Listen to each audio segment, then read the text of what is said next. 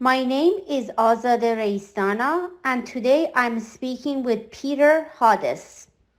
Peter has written widely on Marxist theory and contemporary politics and is the author of many books such as Marx's Concept of the Alternative to Capitalism, translated in Farsi by Hassan Murtazawi and Frida Afari. His joint book by Kevin Anderson, Rosa Luxemburg's Reading, is also translated by Hassan Murtazawi in Farsi. Peter is also general editor of the complete works of Rosa Luxemburg by Verso. Therefore, he is a perfect person to talk about Rosa Luxemburg's work. I hope you find this conversation useful and stay with us. Peter, thank you very much for your time. It's really great. Thank you. It's great to have you. I know it's a really cold day in Toronto. We're sitting at minus 15. Oh, so, my goodness. It's warm in Chicago in comparison. Yeah, it's a pretty cold. So it's a perfect time to get cozied up and have a nice conversation. Very good. So I want to start with, I live on a street in downtown, located in downtown Toronto. At the corner of my street, there is a little bar. It's called Communist Daughter. So this bar wasn't very busy a few years ago, but every year it gets busier and busier. And a lot of more people know it. So it got my attention when I looked at the question number 2, which is about one of your articles. In your article, what is democratic socialism? What is socialist democracy? You start by saying that the past several years has witnessed an explosion of interest in socialist theory and practice, and especially of democratic socialism. Would you please explain to our viewers the facts and the evidences upon which you have made such evaluation? Has the Marxian socialism or democratic socialism turned to mainstream trend in our movement, or is in the road to become the mainstream? Good question. It's certainly not the mainstream yet, and it's far from it. But if you go back 10, 20, 30 years in the United States, at least, and that's the place I'm going to speak mainly about because that's what I'm most familiar with, to be a Marxist or to say you're a communist or a revolutionary socialist or whatnot, you are extremely marginalized. And even within social movements, like the feminist movement, the gay rights movement, it could be the anti-racist movements or whatnot, and many movements came and went over the last 30 years, anti-war movements, etc., ecology movements.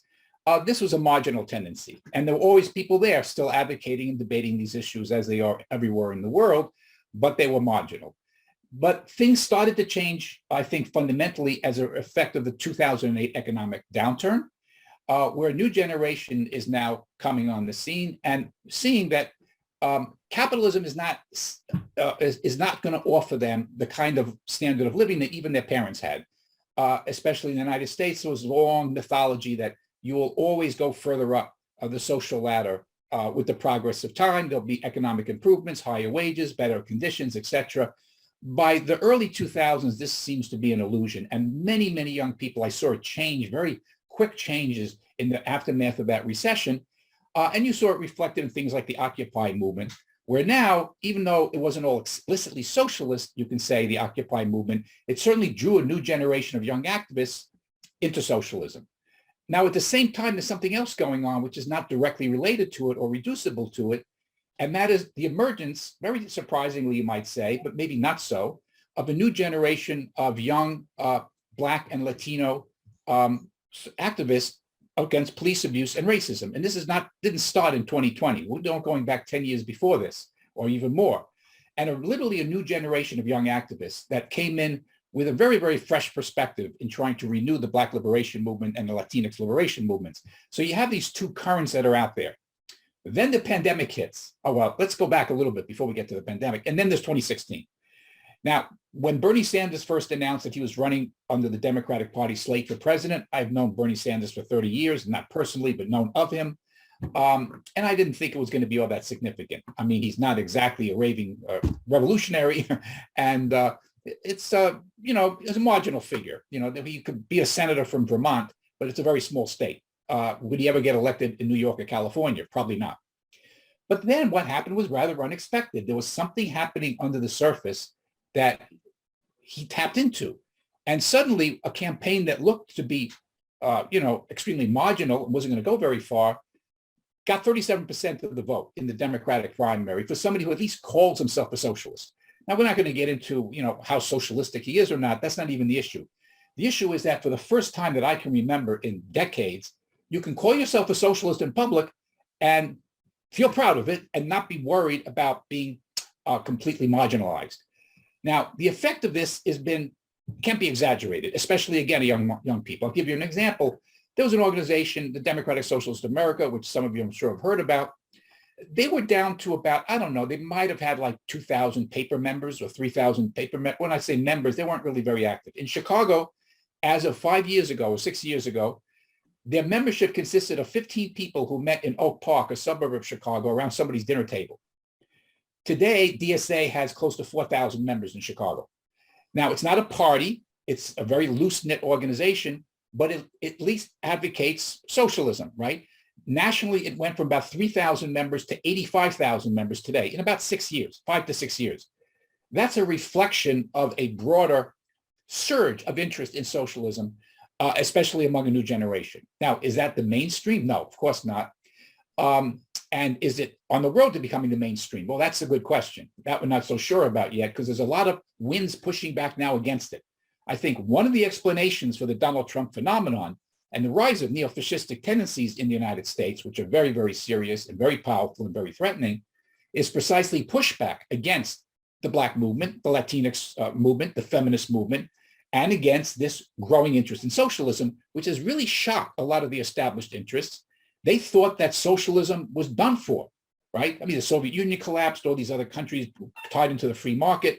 It just seemed to be obvious to them that, well, that battle is over. They won that decades ago. And now they wake up in the morning and they see what?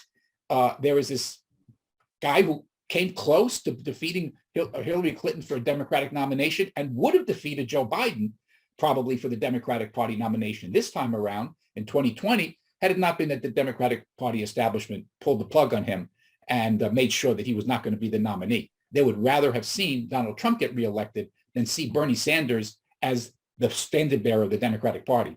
So all of this to me indicates that something new has happened, but we don't want to exaggerate it. And the biggest issue that we have to talk about and think about, you can say you're a socialist, you can say you're interested in socialism. And a recent poll showed that like 40% of American people say that they think socialism is better than capitalism. But how do they understand socialism? And that's where the trouble starts, because a lot of people think socialism is little more than, let's say, an enhanced welfare state, which I'm all for, an enhanced welfare state. But you can have an enhanced welfare state and still have capitalism, as history clearly shows.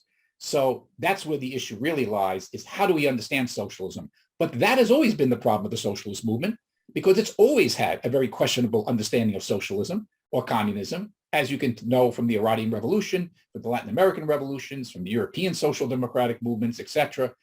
This has been a contested issue and not a very clearly defined one, and it still is one to be defined clearly today. That is very interesting. I feel like this, but I have other questions, but going back to what you mentioned, it's very interesting because there was a time that until 5 years ago, when you were sitting at a table at an work environment, let's say, with a group of a generation that were not necessarily millennials, you would be sitting with them and you would not hear the word socialist or I'm a socialist.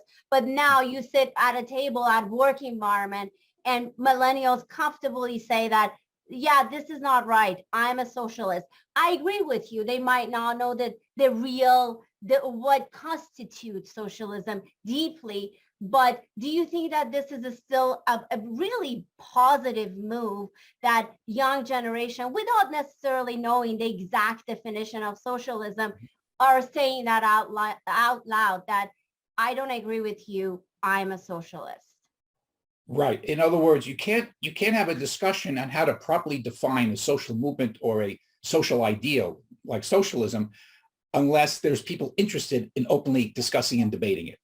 And we now have that to a certain degree, and at least in certain parts of the country, more than others perhaps, but it's something that we see around the country. Just like we see this really phenomenal expression of a movement that emerged in 2020, this movement over the killing of George Floyd, where people, small numbers of activists on the margins, maybe not so much on the margins, were raising the specter of defunding police, abolishing the criminal and justice system as we know it for many, many years.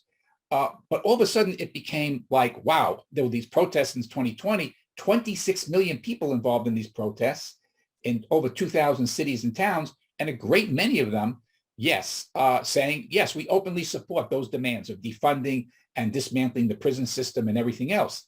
So this shows that there is a kind of a sea change that has happened on a kind of grassroots level, but it's like any new expression of a movement or an idea of freedom. It's fragile and it's under assault, and we don't know exactly how well it will be able to sustain itself or develop. I'm confident that we have reached a kind of turning point in the fact that we can openly discuss this, but there's a lot of obstacles ahead of us.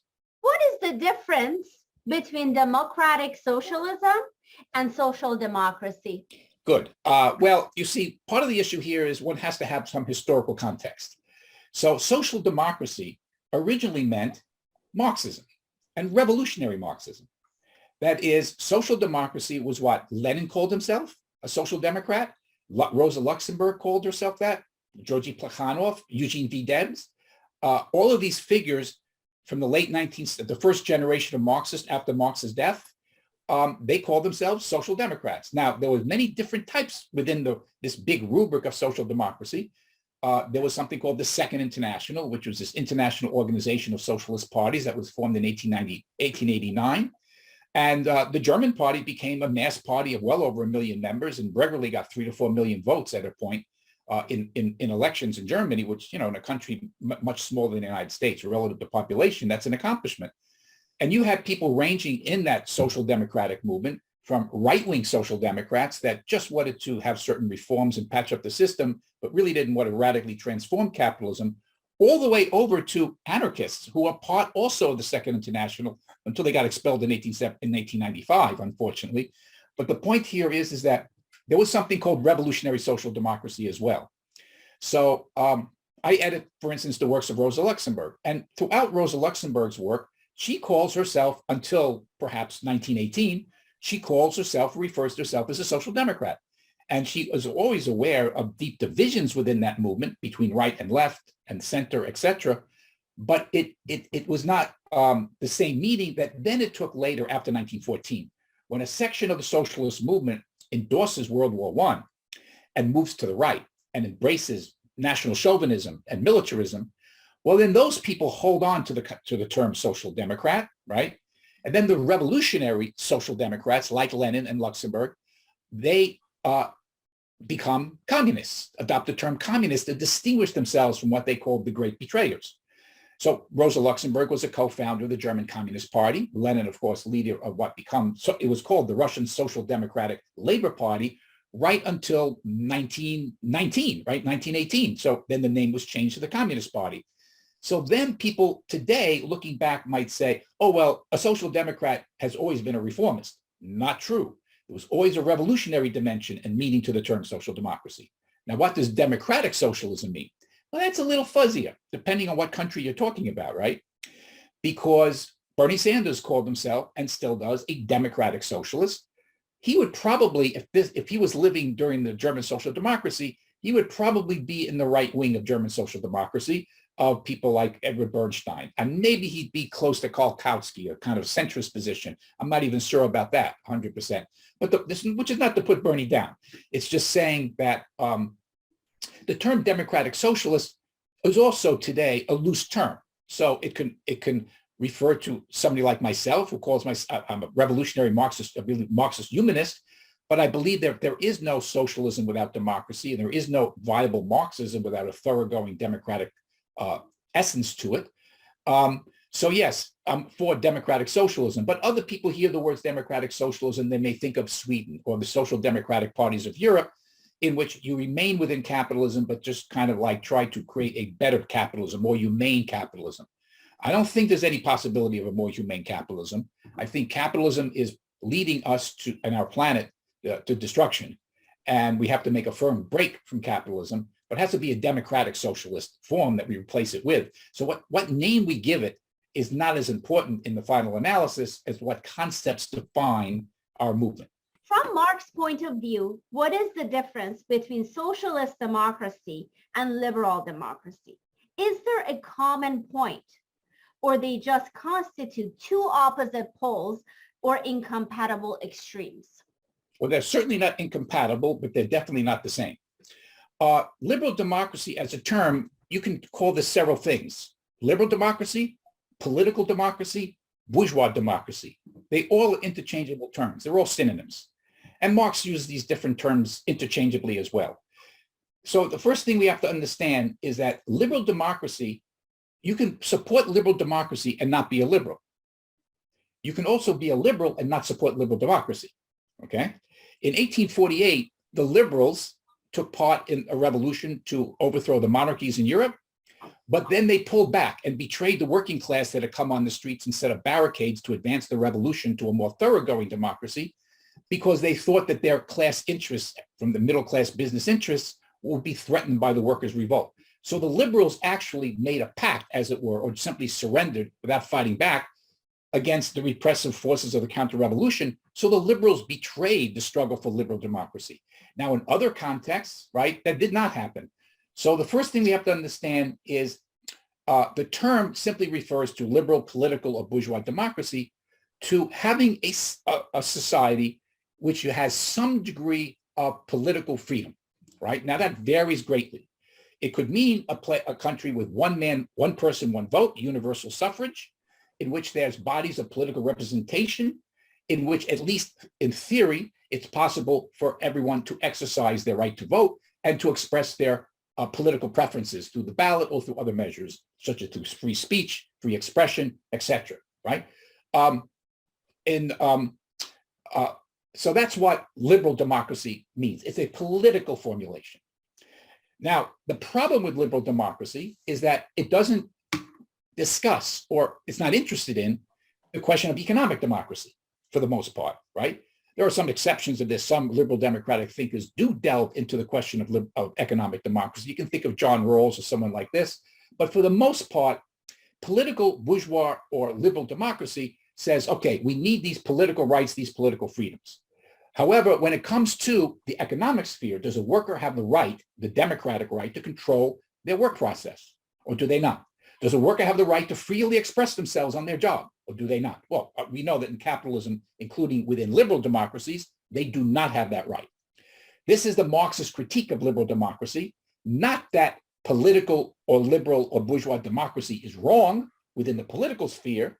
Rather, it's that it's limited by not extending itself to the economic sphere. A truly socialist society would be one in which political democracy was not limited, but extended into the sphere of social human relations, beginning at the point of production, at work, and extending throughout the rest of society. So this is the distinction between these two conceptions. Now, the thing is here is the main point to keep in mind in all of this. Marx and all the greatest Marxists from the earlier periods, this is from before the mid-1920s, let's say, all of them, I mean, whether they were reformists, revolutionaries, or what, it was a commonly accepted, almost universally accepted notion that liberal democracy or a democratic republic is the political formation best suited to carry the class struggle out to a successful conclusion. Marx did not like liberals, and he did not stop his critique of society by calling for liberal democracy, but he said it's necessary to defend liberal democracy where it exists.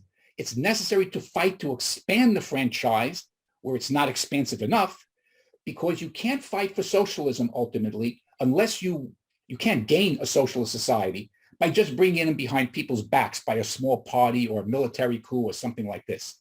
You have to convince masses of people to become socialists. And how are you going to do that if you don't have the right to freely organize, if you don't have a right to propagandize your views, if you don't have a right to make your positions available within the public sphere, including the electoral sphere? So Marx and the greatest Marxists all were unanimous in holding that liberal democracy in the form of a democratic state is a necessary precondition for socialism. Okay? Now, that changed. And why did that change? That changed because of something called Stalinism.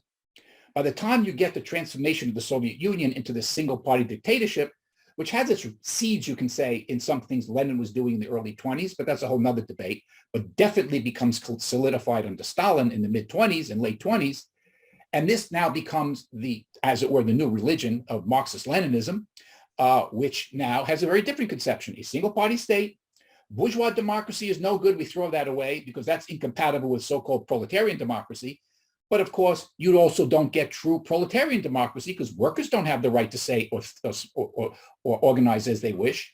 There's no right to strike in the Soviet Union. There's no right to independent trade unions today in China. There's no right to free speech in many of the so-called past or present communist states. So what you end up with, actually, by throwing out bourgeois liberal or political democracy, without, however, moving in a positive forward direction by extending democracy instead of limiting it into the economic sphere, because they didn't do that either, what you end up with? You actually didn't end up with socialist societies. I think the word socialism is misapplied to the Soviet Union or Eastern Europe or China or Cuba today, for that matter.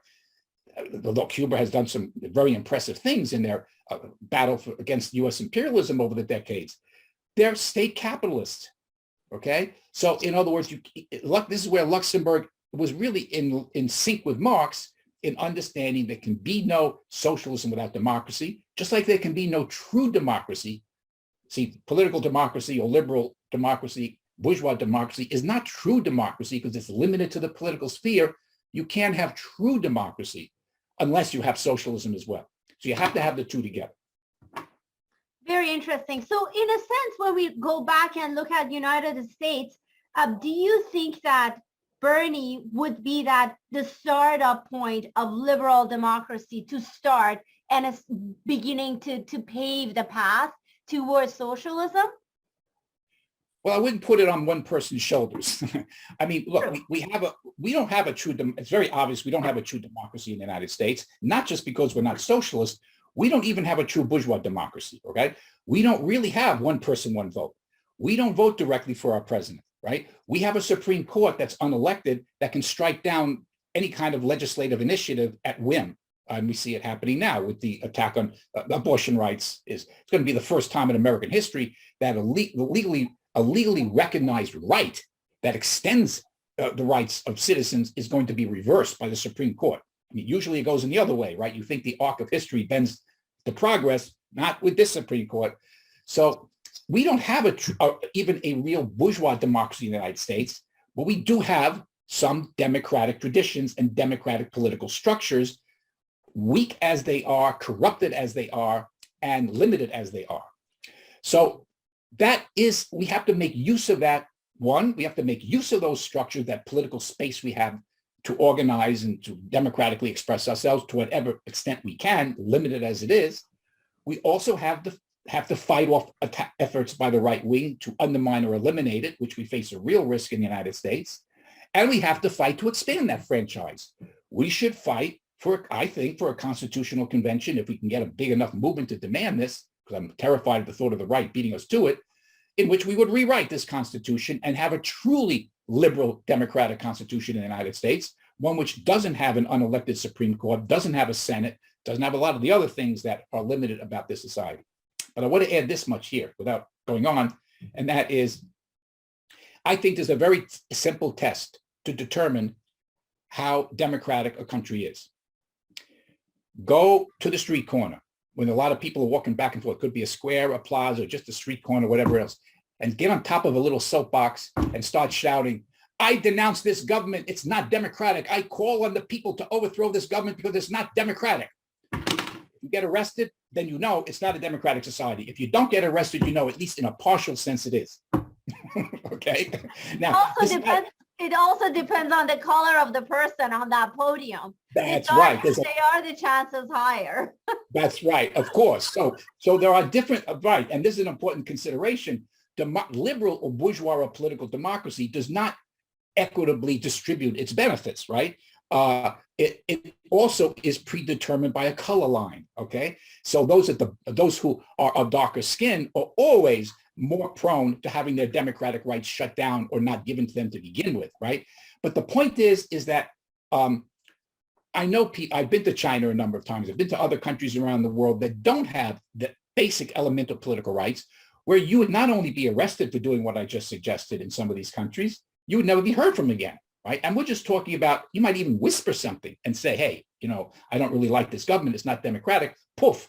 I don't have to tell you what some examples of that countries around the world. So this is an incredibly important thing to battle any effort to eliminate those rights. When those on the left who say, oh, it doesn't matter whether it's bourgeois democracy or whatever, or fascism or authoritarianism, it's all the same, it's the rule of the capitalist class, they're shooting themselves in the foot. It's not the position that Marx took. It's not the position that the greatest Marxists took. It is the position that became very common in the left with Stalinism. And fortunately, Stalinism now has collapsed. But the intellectual legacy of Stalinism, that its separation of democracy from socialism, is still a problem we have to deal with, right? There's not many societies left that call themselves Marxist-Leninists, and there's not many political parties that call themselves that, and thank God for that. But the point of the matter is, we have to realize that we're not going to be able to get to our goal of building a really, truly revolutionary socialist movement. It's not going to be easy to do that if you're living under fascism. Let me tell you, if you look at history, what follows a fascist takeover of a country? Does that lead to a revival of the labor movement or the feminist movement or minority or national liberation movements? No, it leads to their elimination. And that's what the right wants to do in this country. They want to eliminate those things. That's what's bothering them. And if Trump gets back in, he ain't going to be leaving power, right? He's not going to go out of his own free will. Or it could be somebody, not Trump, but a smarter Trump, who might be the one that steps in. And if that happens, and that might happen in just a few years from now, we're facing a real threat. 30 years after the fall and after the financial and corona crisis, how do you see and evaluate the situation of socialist or communist movement generally? We see in all countries growing interest on Marx's works and socialism, especially among young generations. Do we witness a new wave of revival of socialism after the fall? Is this an appropriate historical movement that brings back Marx and Marxian socialism? It's a very good question. It's not easy to answer because you have to be specific in terms of which country we're discussing, right? Because the world is not a unified place. Obviously, it's not a singular entity. So I remember I visited the early 1990s, just after the Berlin Wall came down. I visited a great Czech Marxist humanist philosopher in Prague named Karel Kosek. He had been the leader of this movement called Socialism with a Human Face in spring of 1968, where people who were communists, but they wanted a democratic communism, did not want the Soviet tanks on top of them. They did not want a single party dictatorship. And they were embarking on a tremendous renaissance of Marxian ideas. But then, of course, the Soviet tanks came in, crushed the revolt, and he was put under effective house arrest for the next 20 years. When the Berlin Wall came down, I went to visit him in his apartment. And this is just like a year after, so it was 1992. And we had a discussion, and he looked at me and he said, it could be that Marxism comes back to Europe the way Max Weber's ideas came back to Europe. Weber, of course, was German, but, that was eliminated by Nazism, was not allowed to teach such things. It was through US academics that brought back, so to speak, Weber's ideas back into Germany after the war. And he said, when I was explaining to him some of the political situation in the United States, he said, maybe it would come back from America, right? Precisely because we have not experienced a regime that called itself socialist or communist in our history that turned out to be a disaster and that alienated the majority of the population from even uttering the word socialism and communism. So it's very clear that in places like East Europe, in places like Russia, in places like Cambodia, right, or Ethiopia, which also had a Marxist-Leninist government for a number of years, these are the hardest places in the world to get a renewal of the idea of Marxism, ironically, exactly where Marxists, so-called Marxists, were in power, because they did such a botched job of it. But even there, what we're seeing, I have just recently published a a piece on Marxist humanism, on the thought of Raya Dunevskaya, the founder of Marxist humanism in the US. I published an essay in a new theoretical journal of young activists in Ukraine called Spilna, which means commune in Ukrainian. And this is one of the first times there is this significant Marxist grouping of people in Ukraine who are trying to bring Marxism back onto the scene. I've also written for a Polish theoretical magazine called Theory and Practice. That's not the name in Polish, but I'll leave my pronunciation of Polish aside for a moment. They've also had a special issue on Rosa Luxemburg, who was herself Polish, of course, and some really interesting theoretical work that they've done as well. These are small groups and small circles, but it's from these sort of small circles that ideas disseminate, just like they disseminated in the United States, small circles discussing Marxism and whatever for years, and then suddenly Occupy comes, or 2020 protest comes, and now large numbers of people, hey, what do you have on that? I heard about this, tell me more. So I think that in the Western world, and especially in the United States, it's so clear that the future is dreadful, especially for young people. It's not only that they cannot count, for the most part, on even having the standard of living of their parents. It's also that their life is being taken away from them. Their future is being taken away from them. What is this planet going to look like 50 years from now? I mean, I teach at a community college, young students, 18, 19 years old at a working class college. And this is one of the questions I always pose to them.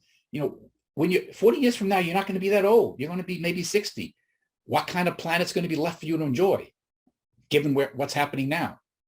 And I don't have to ask that question very often, because you can tell they're thinking about it. And that is, so you roll these things together, I think there's a lot of potential. But one of the greatest problems we have is a cynicism and pessimism and the sense of hopelessness, because it is so hard to imagine an alternative to capitalism when it seems that capitalism is like a locomotive without a conductor that's just heading for imminent disaster. How do you reverse course when it's such a complex and massive system? How do you avert climate change and planetary disaster? How do you avoid fascism? How do you avoid suppression of political liberties? How do you move the train of history in a different direction? These are really tough questions, but at least we can now have more colleagues to work it out with.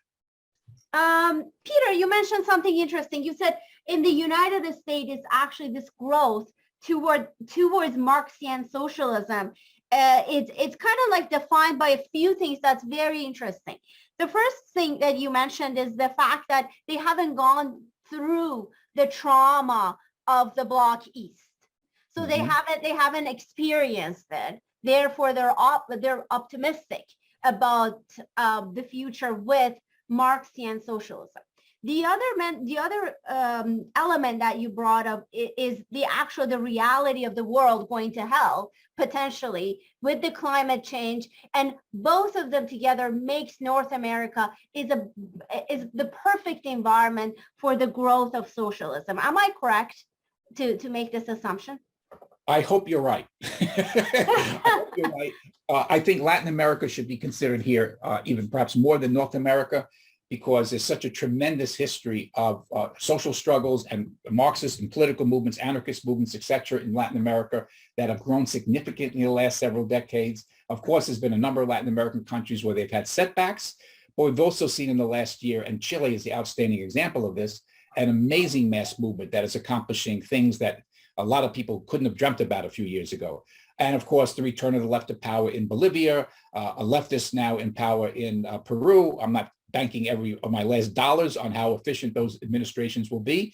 But the point is that there's a lot going on in Latin America that I also think is fertile ground, because they also, for the most part, have not had this kind of experience. I mean, if you just think of it for a second, I mean, if you're growing up in Cambodia, a place like Cambodia, okay, and the leaders of this country called themselves Marxists in the 70s, the Khmer Rouge, right?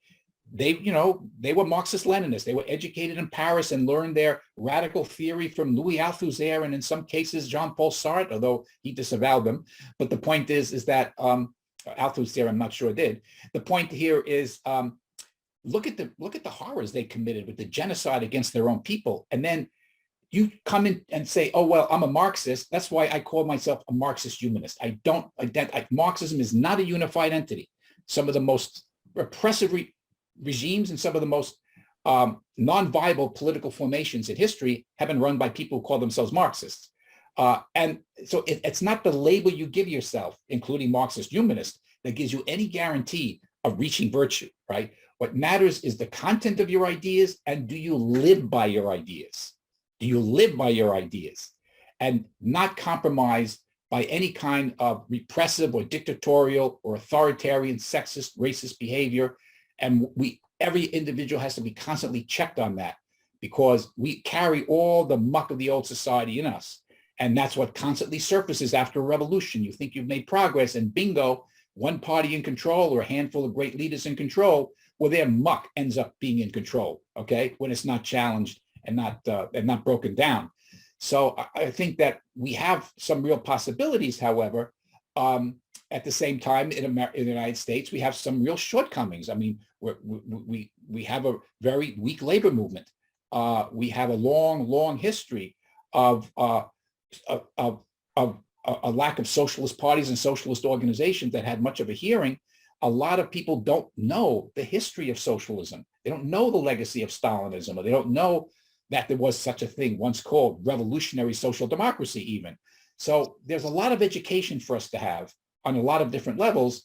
And, I try to contribute to that in any small way I can by putting these sorts of things out. We want to track the footprint of democratic socialism after the October Revolution. You are one of the editors of Rosa Luxemburg's collected works in English by Verso. Is Rosa's book, Russian Revolution, a milestone for reviving Marxian socialism or democratic socialism, particularly the chapter that belongs to her sharp criticism of Bolsheviks, Lenin and Trotsky, for supporting political freedoms and democracy after October Revolution? Yes, I would say that in general, the answer to that question is yes. We have to keep in mind that Rosa Luxemburg was very close, had a very close relationship with Lenin, not so much Trotsky, but with Lenin for quite a number of decades before 1917. They had a lot of disputes, a lot of differences, but they were comradely differences, right? This was at a time when two comrades can get up at a conference or in a meeting or whatnot and shout and scream at each other and say, what you're saying is ridiculous. You are an authoritarian. You are a reformist, and scream at each other. And then they go out for coffee afterwards. Okay. In other words, there was this spirit of open discussion and debate in which you're supposed to not personalize it. Okay. And that tradition we need to get back to. There's been too much sectarianism in parts of the left because we've been so marginalized, the socialist left. One of the real negative impacts of that is people migrating to little sects and then sectarian infighting amongst them, as if that's the way forward. No, the question is what she was involved in with the Russian Revolution, her writing on the Russian Revolution in 1918, to say, look, I support you guys. I'm with you Bolsheviks. I supported your seizure of power in October 1917, which she did. But I have some criticisms, and here they are. Now, this is very interesting. You realize when she writes this in the fall of 1918, and then it's not published until after her death, unfortunately. But the point is that already by the summer of 1918, the Russian Civil War started, right? So Russia's being invaded by, over a dozen imperialist powers. There's a civil war going on. This is not an easy job to make a revolution in any country, but to make a revolution in a country as huge as Russia, she was fully aware it's going to be extremely difficult. But she thought the best aid I can give that revolution is criticism, supportive criticism. She didn't denounce them and call them names. She said, look, you're adopting certain policies that are going to bite you in the butt, to use a poetic expression, in the long run, right? So she says, of course, we understand that there are certain things a revolutionary party to stay in power has to do out of necessity and not be, killed by the counter-revolution. Lenin, I think, there's a story about Lenin. When he came to power and then he took his office in the Smolny Institute, he had a calendar that he marked off every day that they were in power. And the Paris Commune had been in power for about 6 weeks in 1871. That was the first successful workers' revolution, but only in one city. And he marked off the day. He wanted to see, are we going to survive a day longer than the Paris Commune? Because they all knew that the bourgeoisie in Russia and the international imperialists were going to do everything they could to destroy this revolution. And once they do so, it's going to be a bloodbath, a counter-revolution that will slaughter tens of thousands. So he wanted to prevent that from happening. So he formed the secret police. So he shut down opposition newspapers. So he banned certain political parties. Now, Luxemburg didn't say that that's off the table in all times and in all circumstances. He wasn't writing a metaphysical treatise here about these issues. He wasn't trying to, here's a set of a priori rules by which you make or don't make a revolution. What she said is, you have to be careful not to make a virtue out of necessity.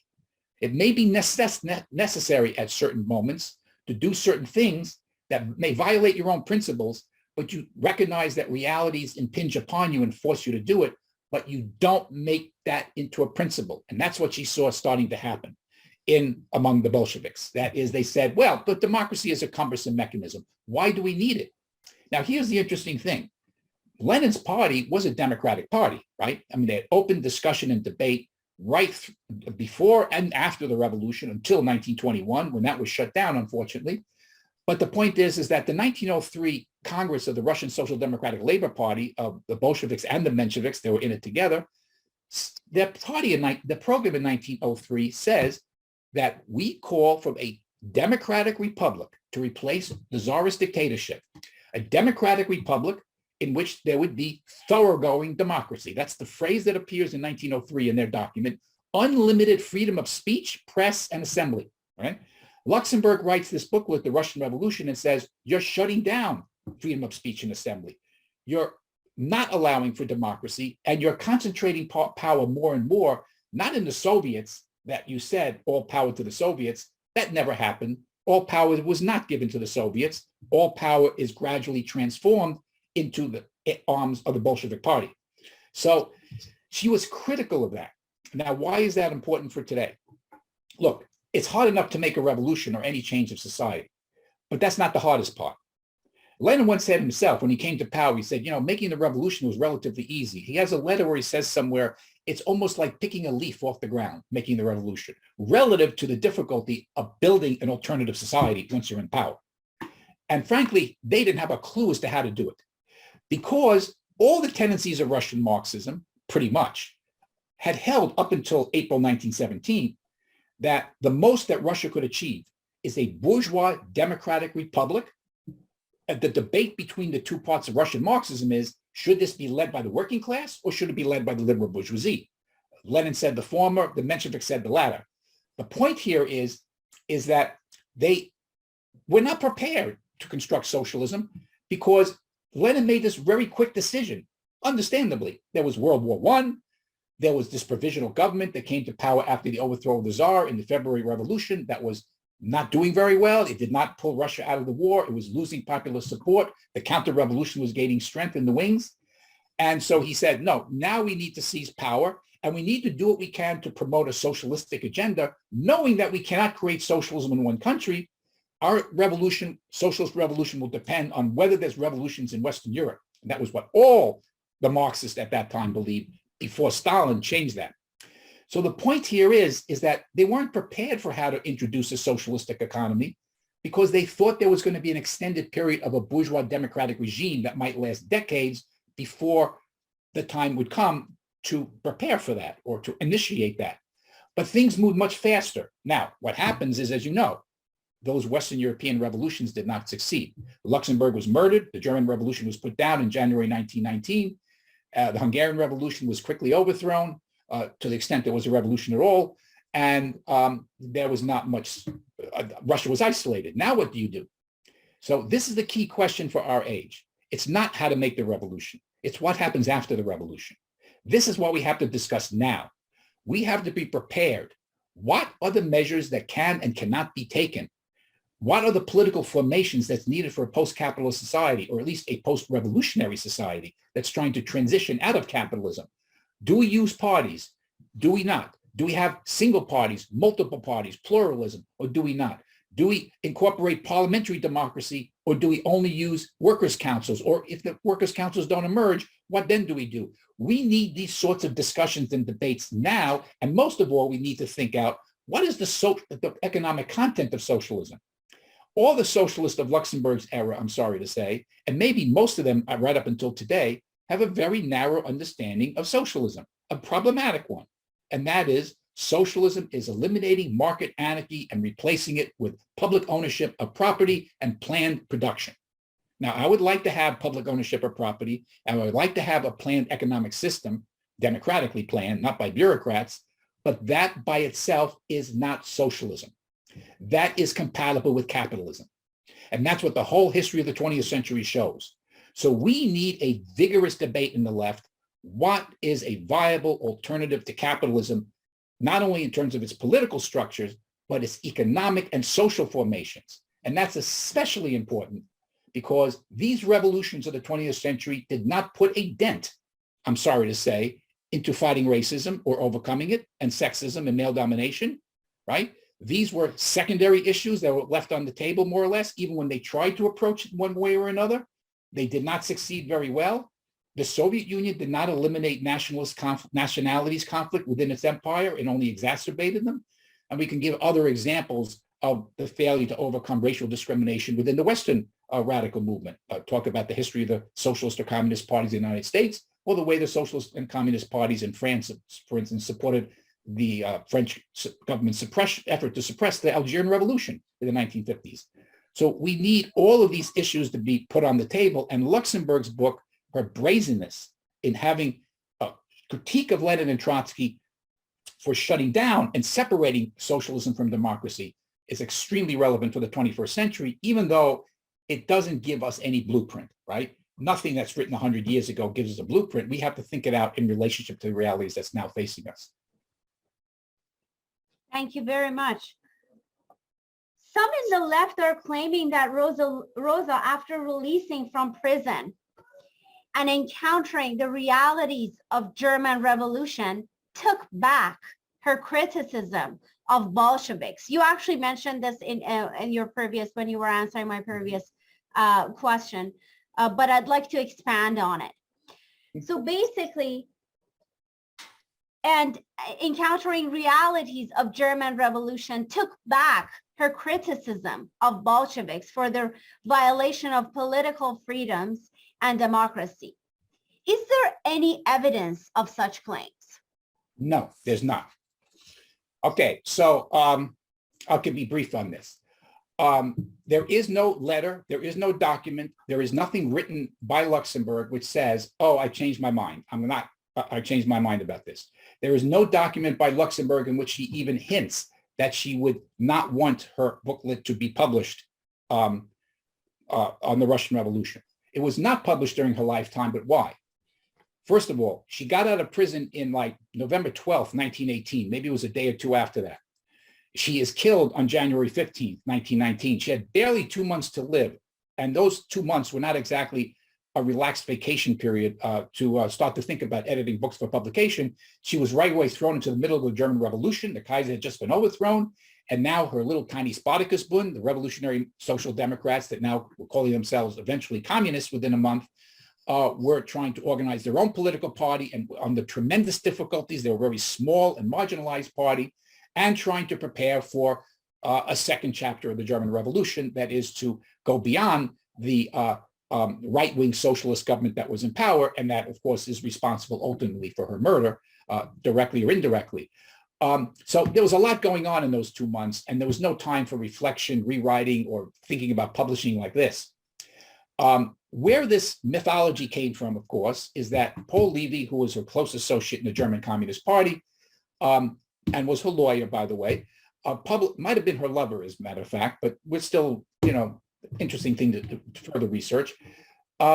He published this in 1921, and he published it when he was beginning to be very disturbed at the Third International's influence on the German party, and sometimes it was a helpful influence, sometimes it was not. But the German party was engaging in activities that he thought were adventurous and were not in line with Luxemburg's vision of gaining majority support from the working class before you attempt to seize power. So he publishes this booklet. Now, of course, a hue of cry from people who supported Lenin and Trotsky arose within this international movement. And they, of course, had tremendous stature. They led the revolution, after all. So there was an organized attempt to try to claim that Luxemburg actually would not be in favor of what Paul Levy did. Now, the closest you have to refuting what I'm saying, is that her best friend, Clara Zetkin, wrote in 1921, in the midst of this controversy, that Luxemburg had, and she had communicated personally together, and that she personally assured Zetkin that she would not, that she no longer agreed with her critique and would not publish that ever as a book. Now, there's no evidence of this conversation ever happening, and we very much doubt that the conversation could have happened. Zetkin may have simply been a little off in her memory, or maybe something else was involved, because she was living in Bremen at the time, Zetkin. Luxembourg is in Berlin, and it's not like they can get on the telephone and talk for hours on end. So there's no indication that we have that, and we have other indications that she wanted her colleagues to read it. She made copies of it. There was about a half a dozen copies, at least, of her manuscript that was circulated within her circle of colleagues. So it wasn't like it was an unknown criticism before her death. There's no evidence that she was, now, would she have changed her mind by the time it ended up being published? I'm sure she would have changed her mind on certain things. One issue might have been how she phrased some things about the Constituent Assembly and its suppression in Russia, although that's debatable. But I think in the main, I think her criticism would have become sharper. If she had lived until 1921, which was when her book was published, and saw the suppression of the Kronstadt revolt by the Bolsheviks, the elimination of factions within the Bolshevik Party, the closing down of open discussion, which had always characterized that party, in favor of unified single leadership, etc., I think her critique would have been much sharper if she had published it in 1921. Some also refer to Rosa's articles, Constituent Assembly or Council Government on 17th of December 1918, and the election of the Constituent Assembly on 23rd December 1918, as a hard fact that Rosa took back her criticism of Bolsheviks for dispersing Constituent Assembly after October Revolution. They claim that this evidence proves that after a victorious socialist revolution, council government or workers' estate does not need to be confirmed democratically by Constituent Assembly as an expression of the free will of majority for constituting a political order. I'd like to know your view about this. That's a very curious couple of statements. So there's a bit to unwrap here. First of all, there is no single thing called the Constituent Assembly that takes the same shape or form. It's not some kind of universal principle. You can have a Constituent Assembly called by bourgeois government. You can have a Constituent Assembly called by revolutionary workers' councils. You can have Citizens Assembly called by citizens' rallies in the streets like you have in Chile.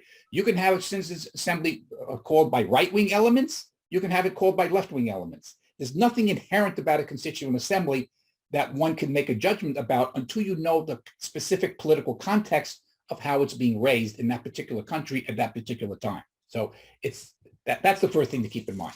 So let's talk about Germany and Russia, okay? Now, first of all, it was always on the program of all the tendencies of Russian Marxism that with the overthrow, they were calling for a Constituent Assembly all the way back in 1905 revolution. That was one of the main demands of the revolutionaries, was the immediate a convening of his Constituent Assembly to draw up a democratic constitution for a liberal democratic republic. That was what they were fighting for, right? They were not fighting in 1905 in Russia to turn it into a socialist society. Virtually none of the revolutionaries thought Russia could be ready for that because the proletariat was a tiny percentage relatively of the overall population. At least 85% of the population were peasants or middle-class elements. So, or middle-class elements. So there was a call for a Constituent Assembly. That was always part of their program. And they were always they were calling for this before the seizure of power, okay? Now, Luxembourg in 1908 writes a very interesting essay, which is now going to be in volume 4 of the complete works of Rosa Luxemburg, which will be out off the press in about a month. This contains her writings, her political writings on revolution from 1906 to 1909. She wrote a very fascinating essay, which is for the first time in English. It was originally written in Polish, so very few people know about this document, in which called Lessons of the Three Dumas, in which she evaluates the history of the 1905 revolution. And she says, you know, we kind of made a mistake. Because now the counter-revolution was in the ascendant. The revolution had been crushed by 1908. The revolution did get the Tsar to provide a parliament, a Duma, but it was really a rubber stamp parliament, didn't really have much power at all. She says, we we thought that we could call for a constituent assembly as the path to revolution. Now we realize a real genuine constituent assembly is the product of revolution. It's the product of a workers' revolution, because otherwise it's going to be corrupted by the existing state apparatus and it's not going to have an effective power. So Lenin was the one who wanted to have a constituent assembly after he seized power. He agreed more or less with that perspective of Luxemburg, and he called for a constituent assembly. All right. Now, why was the constituent assembly dispersed? Well, he saw that he was going to lose the vote. Okay. Now, and he justified himself by saying, well, the electors for this constituent assembly were decided quite a bit time ago, before the Bolshevik seizure of power, but after the February Revolution, the Constituent Assembly call went out, and therefore it's really not representative. So he claimed. Now, he might have been right about that, might have been wrong about that. You can debate that all you want, but the fact is that Luxemburg's response was, okay, well, if you think that the electors don't represent, do not generally represent where the masses' sentiments are at this point, now that we've gone through a second revolution, then call for election of new electors. But Lenin didn't do that. He simply shut down the Constituent Assembly altogether. Now, at the time, it looked like that was not such a bad thing, right? Because after all, you have the Soviets. The Soviets become, in a certain sense, in the last months of the provisional government and the first months, arguably, of the Bolshevik government, become, in a certain sense, the engines of revolution, yes? And they were very important counterweight to other forms of representation. So when he shut down the Constituent Assembly, it looked to a lot of people, it's really, he's shutting that more traditional institution down, quasi-parliamentary institution, in favor of the Soviets, the workers' councils themselves. But of course, as we know, what happened is what? The Constituent Assembly was dispersed, but then the power of the Soviets was lessened, right? In other words, the party became ever more predominant, not right away, but over time. And the power of the Soviets declined proportionally to the strength of the party, to the point where they became effectively rubber stamps themselves.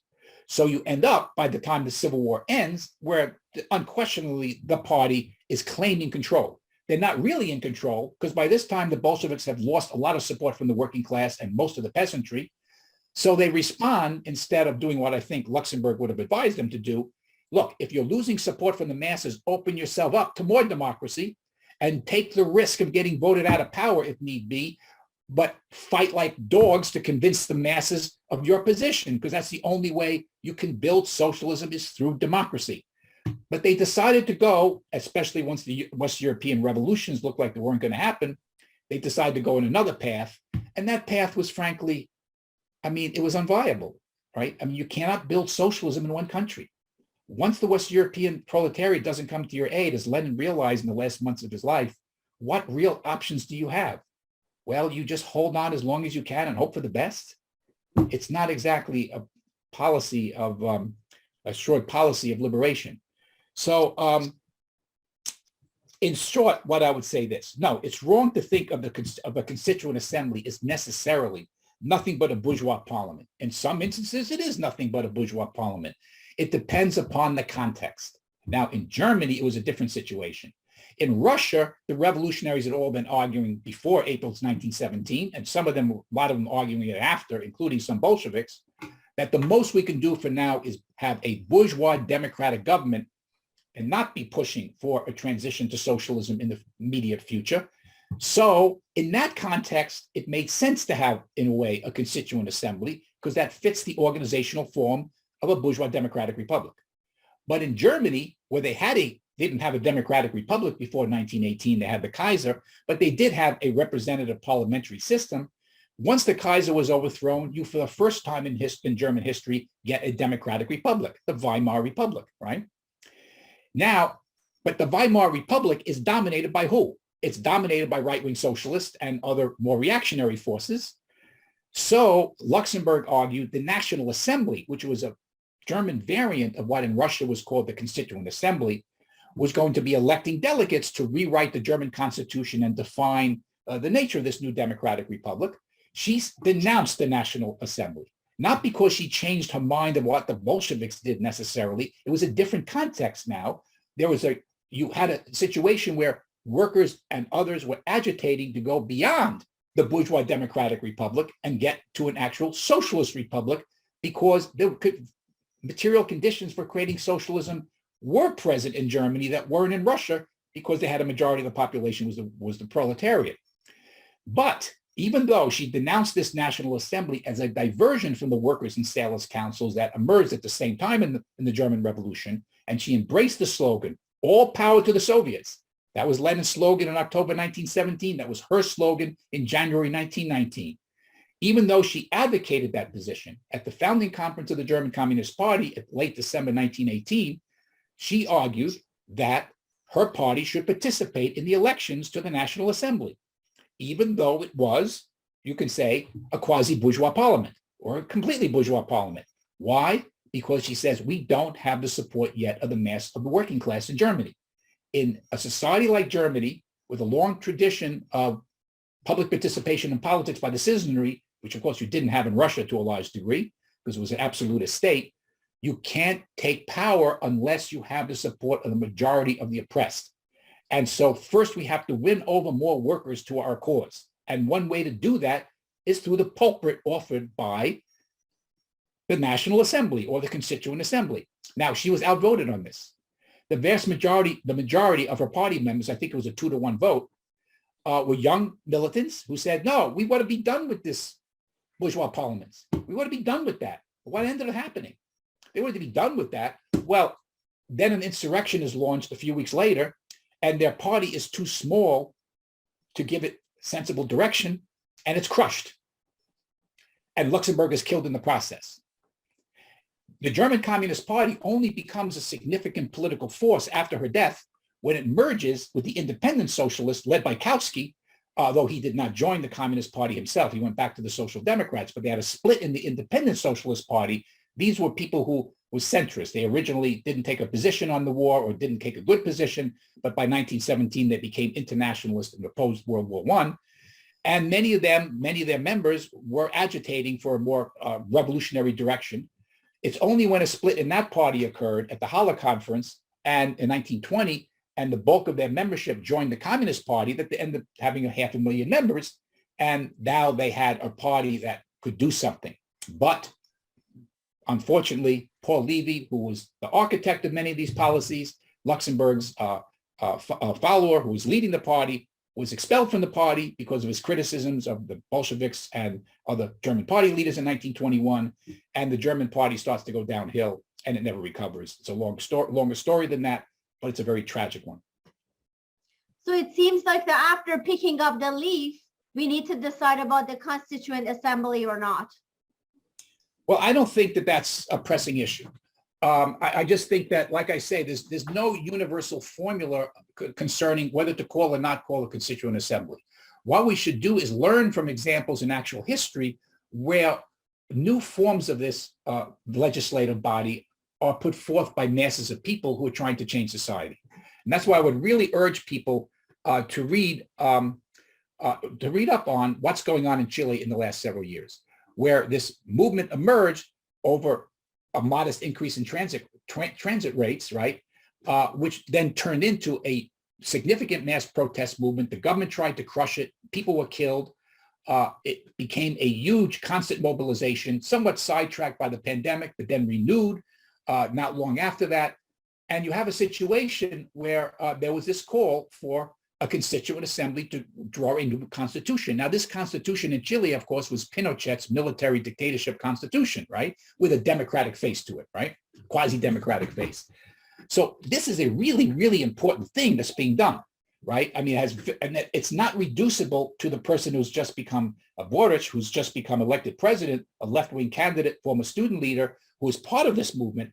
But it even goes beyond him because, as Bill Young, who's a colleague of mine in the International Marxist Humanist Organization, has written a really excellent analysis of this on the International Marxist Humanist Organization's website. You can get it through imhjournal.org. Excellent analysis of the events in Chile over the last month. Really shows that, in a certain sense, it's more radical, the people who are calling for working on this new constitution, than the Boric administration itself, because a lot of people who voted many of the people who ran to be delegates for this constituent assembly are not associated with any political party. They don't think any political party really meets their needs. So it's young people who are trying to work out something new, and it has a real radical openness to it. Right? I mean, you want to talk about a horizontal form of organization, there you've got one in terms of the citizen rights movements in Chile.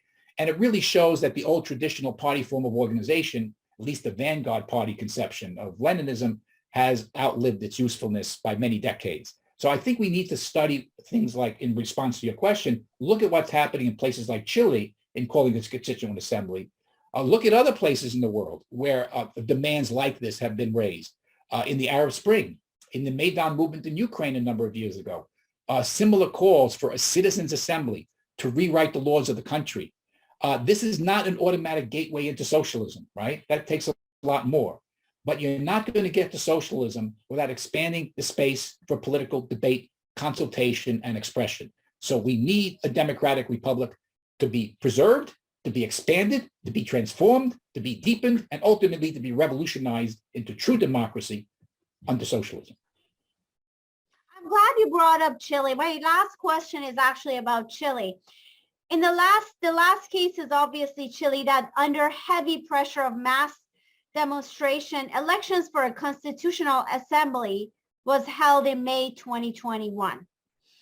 Is that interest in radical and competitive left sign of growing interest in Marxian socialism, or is it about democratic socialism? Well, I don't really, again, what's the distinction between Marxian socialism and democratic socialism? Marx himself was a democratic socialist. What he meant by socialism, of course, was the free association of the producers. What could be more democratic than the free association of the producers? So these terms, depending on the context, mean the same thing, or they can mean very different things depending on your understanding of what socialism is and what your understanding of democracy is. I would just add one little caveat here. I can't resist. There's in volume 3 of Capital, his great theoretical work, which he didn't live to publish the volumes 2 and 3 of his greatest work, Das Kapital, but Engels published it after his death. But in volume 3 of Capital, there's a paragraph that Engels left out for whatever reason from the manuscript, and it's a beautiful phrase that Marx uses, where one of the rare cases he talks about what would be the nature of socialism, and he says socialism is when the power of the freely associated producers apply their associated reason to reorganizing social existence. It's a beautiful phrase. Using the power of associated reason to reorganize social relations. Now, so the masses of people are not just force, they're also reason, right? We have brains, we can think, and we can use our associated reason to think things out together better than we can by ourselves, right? This is one of the problems with the pandemic, with too much of this isolation. But we try to do it like what we're doing right now through Zoom, break through that. So the point here is that you can't get to socialism without that kind of open and free deliberation. So just one other caveat, which would get us a little more into this as well. One of the things I was most amazed about is, because I was involved in some of the protests in 2020, the anti-racism protests, which I think are the most significant protests the United States has experienced in the last 50 years, frankly. These mass protests against police abuse, which were continuous, we had, of course, a problem with police abuse, people demonstrating peacefully, but getting hit with tear gas, rubber bullets, pepper spray, and everything else. And activists in Chicago made contact with activists in Chile in the citizens' rights movements who were experiencing exactly these same conditions. And they had a conference call where they were discussing issues like, well, how do you protect yourself against tear gas and pepper spray? What kind of techniques did you learn in Chile to get around this? And there was some very concrete information exchange, which I'm not going to share all here, but about that. So it shows that the possibility of internationalism, which was a big concern for Marx, Workers of the World Unite, a big concern for Luxemburg, who thought you couldn't, or for all the real genuine Marxists who thought you couldn't have a national revolution, you need to have an international socialist revolution. The means of this kind of international communication of associated reason is now technologically possible for us. And I think that's what gives me confidence that we, with all the difficult problems that we're facing, we can make advances. So yes, I think there's a lot to learn from the Chile experience, just like the citizens forums that we saw in places like Sarajevo 5 or 7 years ago. People like this, not just demonstrating, but sitting in the streets and then holding a citizens forum to discuss social issues.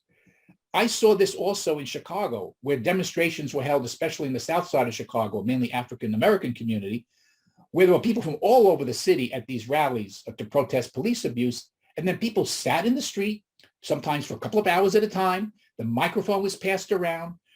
Former prisoner, people just got out of prison. They addressed the crowd, Native Americans, their concerns, women suffering domestic abuse, people involved in various prison support campaigns, whatever.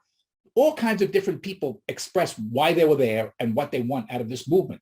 I mean, I've never seen anything that democratic. And then people from the community joining in and saying, hey, you know, what's going on here? I want to know how I can contribute to this. It's a really remarkable moment. Now, 2021 is a very different political moment in the US than 2020. 2021 is marked by a lot of regression, right? And attack precisely because of the strength of this movement that emerged in 2020. But I think that's the kind of thing you're seeing in Chile on a more massive scale. And it's something that's worth learning from.